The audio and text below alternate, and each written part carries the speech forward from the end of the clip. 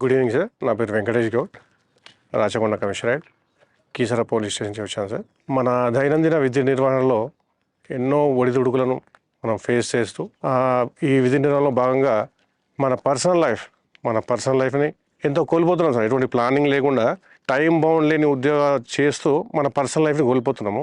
దానిలో భాగంగా మన పర్సనల్ లైఫ్ని ఎలా బిల్డప్ చేసుకోవాలనే దాని మీద ఈ 2 days రిఫ్రెష్మెంట్ కోర్సులో భాగంగా మెయిన్లీ ఫైనాన్షియల్ మేనేజ్మెంట్ అంటే మన జేబులో 10 రూపాయలు ఉంటే 100 రూపాయల ప్లాన్ చేస్తున్నాం.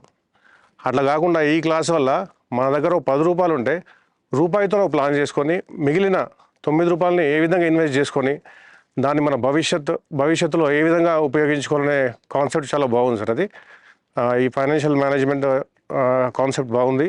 దాని తర్వాత సైకాలజీ మ్యామ్ చెప్పిన విషయంలో అంటే మనం ఏదైనా సిచ్యువేషన్ని ఫేస్ చేస్తున్నప్పుడు దాన్ని మనం ఏ విధంగా ముందుకెళ్ళాలి అంటే అదే మన కుటుంబ పెద్ద అయితే ఓ కింగ్లా ఉంటూ మనం దాన్ని అన్నిటి లీడ్ చేసుకుంటూ ముందుకెళ్ళాలని, కనీసం మన పిల్లలకు ఒక మోటివ్గా అంటే చేయలేకుండా కూడా అయిపోతుంది అన్నట్టు ఒక మ్యాజిక్ యాటిట్యూడ్లో అంటే ప్రతిదానికి ఒక పాజిటివ్ యాటిట్యూడ్లో మనం ముందుకు పోవాలని, అదేవిధంగా ప్రతి సిచ్యువేషన్కి దేనికి కూడా టెంప్ట్ అయ్యి ప్రతిదానికి రెస్పాండ్ అయ్యి అట్లా కాకుండా ఒక రిషి ఏవైతే అన్నీ అడాప్ట్ చేసుకుంటూ అన్నిటికీ కూడా రియాక్ట్ కాకుండా తాను ఏ విధంగా ముందుకు పోవాలి, పాజిటివ్ యాటిట్యూడ్లో ముందుకు పోవాలనే కాన్సెప్ట్ చాలా బాగుంది సార్. ఇది మేము ఎంత స్ట్రెస్కి గురైనా సరే ఈ కాన్సెప్ట్ అన్ని గుర్తు చేసుకుంటూ వీటిని మేము ముందుకు తీసుకుపోదాం అనుకుంటున్నాం సార్.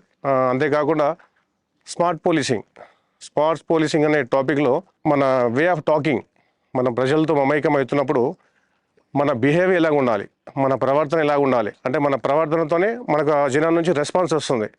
మనం పోయి అక్కడ ఏదైనా ఇష్యూ అయినప్పుడు మన బిహేవియర్ చెడుగా ఉందనుకోండి, అక్కడ జరిగే చిన్న ఇన్సిడెంట్ చిన్నదాంతో సాల్వ్ అయ్యే బదులు అది పెద్దగా అయిపోతుంది. అట్లా కాకుండా మన స్మార్ట్ బిహేవియర్తో పెద్దగా అయ్యే సిచ్యువేషన్ని కూడా మ్యాక్సిమం కంప్రెస్ చేస్తూ తగ్గించే అవకాశం ఉంటుందని బాగా నేర్పించారు సార్.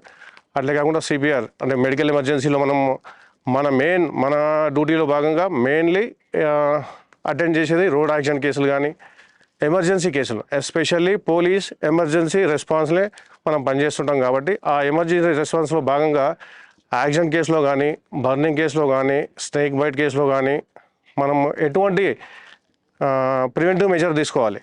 ఫస్ట్ ఆఫ్ ఆల్ మనం వెళ్తాం కానీ వెళ్ళి ఇది చేయాలి ఉద్దేశంలో అంబులెన్స్ పిలవడం మర్చిపోతున్నాం. ఇలా మరీ చెప్పింది ఎందుకు చెప్పినానంటే మనం చేస్తున్నాం కానీ అట్ ద సేమ్ టైం మనం అన్నీ చేయలేము, మన దగ్గర మెడికల్ ఎక్విప్మెంట్ ఉండవు కాబట్టి ఫస్ట్ అంబులెన్స్కి పిలిపించుకొని ఇది వచ్చే లోపల మనం ఏం చేయాలనే కాన్సెప్ట్ బాగుంది సార్. అది థ్యాంక్ యూ సార్, ఇది వెరీ యూస్ఫుల్.